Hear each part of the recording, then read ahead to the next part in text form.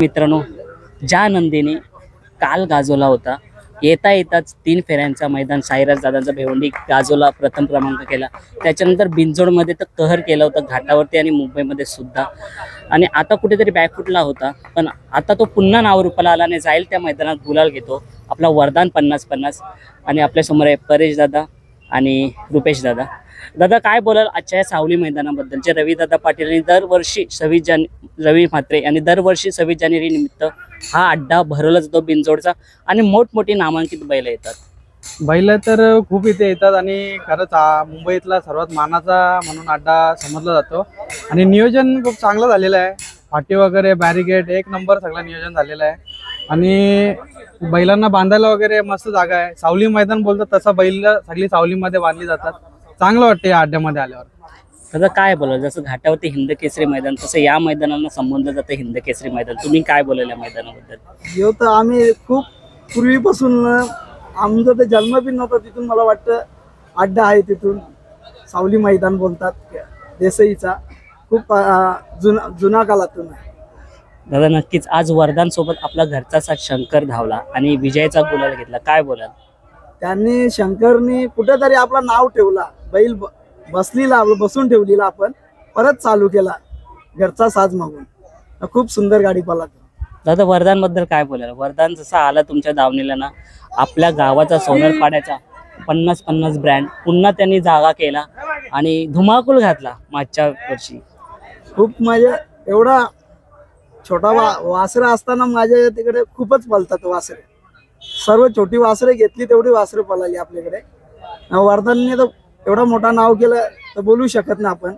3 फेऱ्यांचा त्यांनी मैदानाला नेला. त्या दिवशी असं वाटलं आपण गट पास केला तरी खूप मोठं आपल्याला हे होईल. 3 फेऱ्यांचा त्यांनी तर एक नंबरच केला तिथे. नक्कीच दादा, आता वरदान कधी आपल्या मोठी बिंजोडची शर्यत पाहायला भेटेल? लवकरच. आता तर सुरुवात झाली. आता तर त्याच्या 3 शर्यती झाल्या आता घरच्या. आणि दादा, आता नवीन वासरू सुद्धा आपण घेतलेली, त्यांची पण नावं सांगा ना आणि कसं आहे त्यांचं? नवीन वासरू आपण घरामध्ये 3 आहेत अजून आणि घाटावरती 2 आहेत आणि 2 आपली ही. टोटल आपल्याकडे 7 बैल आहेत. एक नवीन वासराचं एक पुष्पा आणि सुंदर नाव आहे आणि एक मानके आहे आणि वरदान शंकर आणि तिकडे एक पिल्ले आहे. एक छोट्या गाईचा वासरू आहे, त्याचं अजून नाव ठेवलं नाही आपण. आज वरदान कोणत्या साईडने होतं दादा? वरदानची जी गेल्या वर्षी गाडी पळायची तशीच डाव्या साईडने पब्लिकवर पळालतो. आणि येणाऱ्या काळात आम्ही नक्कीच त्याला उजवीला पळवायचा प्रयत्न करतो. म्हणजे दोन्ही साईडने खेळण्याचा प्रयत्न. तो पळालेला आहे उजवीला पण अजून या वर्षी तरी आपण हाकलेलं नाही उजवीला. आता त्याला पुन्हा त्याच फॉर्म मध्ये आणण्यासाठी तुमचा कशा पद्धतीचा सराव असतो? नक्कीच. आता त्याचा सध्या तर फॉर्म चांगलाच चालू आहे आणि लगातार आमचे 3 गुलाल झालेले आहेत आणि 3 आम्ही टॉपचेच गुलाल गेलेले आहेत आणि चांगले गुलाल झाले. आनंद वाटला. आता भिवंडीला अड्डा होता तेव्हा आम्हाला 1 नंबरच्या ट्रॉफीचा मानकरी पहिल्याच अड्ड्यात झालो आम्ही आता या वर्षी.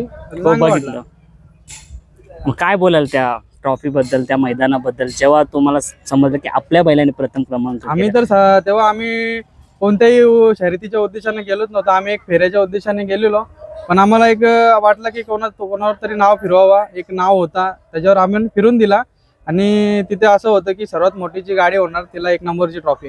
तर आम्ही कोणताही पैशाचा न विचार करता नाव फिरवला आणि त्या गुलालाचा मानकरी झालो आणि आम्हाला ती ट्रॉफी भेटली. नक्कीच. येणारे नियोजन वगैरे काय कसं असणार आहे मुंबईमध्ये? येणारा नियोजन याच्यापेक्षा चांगलाच असणार आणि गेल्या वर्षीपासून पण चांगला असणार. फक्त थोडा संयम आणि शांततेने करा. थोडा संयम आणि शांतता. नक्कीच तोच वरदान आपल्याला त्याच फॉर्म मध्ये दिसेल. आणि घाटावरचं कसं काय? घाटावरचं पण नियोजन चांगलंच होईल. बैल आजारपणात होता म्हणून थोडंसं बसून ठेवलेला. आपण पण त्याच्या जीवाची रिस्क घेऊ शकत नाही. तर आपण कोणताही डिसिजन चुकीचा नाही घेतला. आपण त्याच्या जीवाची काळजी केली आणि बसून ठेवला. तो आता परत त्याच रूपाने पळून दाखवते. ते आपल्याला साध्य करून दाखवतो त्याची जिद्द. दादा, आज मोहला सुद्धा फाटी होती आणि इथे सावली मैदानात सुद्धा फाटी होती. काय बोलाल? तिथे असं वाटत होतं की आज मोहला जास्त होईल आणि इथे कमी होईल, पण आज इथे संख्या जास्त दाखवण्यात आली आणि त्याच्यामध्ये मोठे मोठे नामांकित बैल सुद्धा आले. मोहला पण चांगल्या गाड्या गेलेल्या आणि बरीचशी बैल तिकडे आहेत. परंतु देसाई हा मुंबई बिंजोड क्षेत्रातला मानाचं मैदान म्हणून मानला जातो. त्याच्यामुळे इथे गर्दी प्रचंड आहे आणि बरीचशी नवीन बैल आपल्या मुंबईवाल्यांनी उतरवलेली आहेत किंवा स्वतः जे मालक आहेत बाहेरच्या गावावली जसे सातारा झाले, नाशिकवाले ते स्वतः आलेले तिथे आणि चांगलं वाटतं त्यांना पण इथे शर्यती खेळताना. तसंच परेश शेट्टी पण देसाई गावाशी चांगले संबंध आहेत पहिल्यापासून. प्रथम आपलं नाव सांगा ना. माझं नाव रवींद्र हरी भंडारी आणि सर्वप्रथम मी परेश भंडारीला हार्दिक शुभेच्छा देतो का त्यांनी आजची ही शर्यत जिंकलेली आहे आणि आम्हाला पण खूप आनंद झालेला आहे, मनापासून खूप खूप आनंद झालेला आहे आणि त्यांनी असंच शर्यती जिंकत राहावे हीच आमची इच्छा आहे. आणि तुम्हाला सुद्धा या क्षेत्रात कसा नाद लागला हा? मला म्हणजे मी आज या वर्षीचे पहिल्यांदा शर्यत बघायला आलेलो आहे. पण आता 26 जानेवारी हा देसाईचा अड्डा खूप मोठा अड्डा असतो, त्याच्यामुळं एक ओढ लागली आम्हाला का बाबा आज आपण जावं शर्यत बघायला. आणि आमचे मोठे भाऊ नकुल गायकर ते पण आज पहिल्यांदाच आलेले आहेत शर्यत बघण्यासाठी. आणि चला एक आपला आगरी समाजाचा आणि काहीतरी एक संस्कृती आपली एक टिकून राहिलेली आहे, परंपरा बैलगाडा शर्यत ही अशीच राहावी एवढं बोलून म्हणजे माझे 2 शब्द. दादा तुम्ही बोला ना 2 शब्द. मी तर फर्स्ट टाइम आलो आहे. हा बोला त्यांच्या. बोला. देसाई अड्ड्यामध्ये परेश भंडारीने शर्यत घेतली, त्याच्यासाठी मी त्यांना हार्दिक शुभेच्छा देतो. नाशत प्रत्येक अड्ड्यामध्ये शर्यत जितावी हा माझा आशीर्वाद असेल त्याला. दादा वरदान 50-50 येथे पण आहे आणि पच्छा 10-10 सरकार म्हणजे स्वर्गीय पंढरीशेठ फडके जे आज आपल्यात नाही आहे, पण ते व्यक्तिमत्व इतकी मोठी होते. ज्या ज्या मैदानात जाईल ना त्या मैदानात एक रंग रूप वेगळाच असतो आणि मागच्या वर्षीच ह्या मैदानात ते होते, पण या वर्षी त्याची कमतरता. काय बोलाल? पंढरी शेठ अड्ड्यात तिथे खूप मजा असायची ना. शर्यती आमच्या त्यांच्या मैत्रीपूर्वी व्हायच्या, पण बैल बिन आम्ही एकमेकाला द्यायची तयारी असतो. म्हणजे सर्व म्हणजे आमच्या घरच्यासारखं संबंध आहे. पंढरी शेठ एवढे असे व्यक्ती होऊ शकत नाही पुढे कोणी.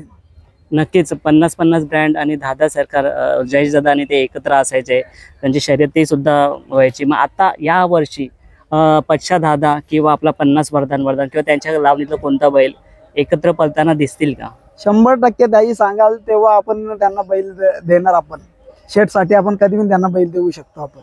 नक्कीच. आणि वरदान त्याच जोमाने त्याच जोशाने सुद्धा पळतोय आणि पच्छा 10-10 सुद्धा नाव करतोय आणि त्याची सुद्धा खूप मोठी खरेदी केलेली आहे. काय बोलत त्या पच्छा बैलाबद्दल? पक्ष बैलांनी त्यांचं नाव खूप मोठं करावं माझी खूप इच्छा आहे. पंढरी शेठचं नाव परत येवा, मोठा योगदान करावा. सर्वात मोठं नाव आलं तरी आम्हाला खूप आनंद होणार. म्हणजे नक्कीच त्यांच्या मुलांची सुद्धा सध्या तयारी चालू आहे, कारण का सध्या फक्त फेरे टाकले जातात, अजून कमबॅक झालेले नाही. पण ते नक्कीच मोठा बैल किंवा काय असेल त्यांचं नियोजन आपल्याला काहीच पत्ता लागलेला नाही, पण ते जेव्हा कमबॅक करतील तर कमबॅक एकदम धमाकेदार असेल. काय बोलाल? नाही, त्यांची ते तयारी तर चालू आहे, ते कोणाला दिसत नाही, पण ते आतल्या आत आहे पूर्ण. अजून नवीन खरेदी पण करणार ते. मग आता वरदानी हा पहिला गुलाल इथे घेतलेला आहे, दुसरी शर्यत परत जमवाल का काय? दुसरी शर्यत आता मुलांवर आता खूप गर्दी आहे. दुसरी शर्यत होणार नाही ना, तर दुसरी शर्यत करायची आपली तयारी होती. आणि आता आपलं दुसरी बैल पण केलेत ना वासरू वगैरे शर्यतीला, काय नाव त्यांची? दुर्गा गेलाय. दुर्गाच्या सोबत कोण पैर आहे? दुर्गाच्या सोबत पनवेलचाच बैल आहे. दादा शुभेच्छा. असंच आता वरदान त्याच फॉर्म मध्ये पुन्हा आलाय आणि सतत तो विजयाचा गुलाल घेईल आणि आपला सोनारपाडचं नाव रोशन करत राहील. धन्यवाद दादा. धन्यवाद.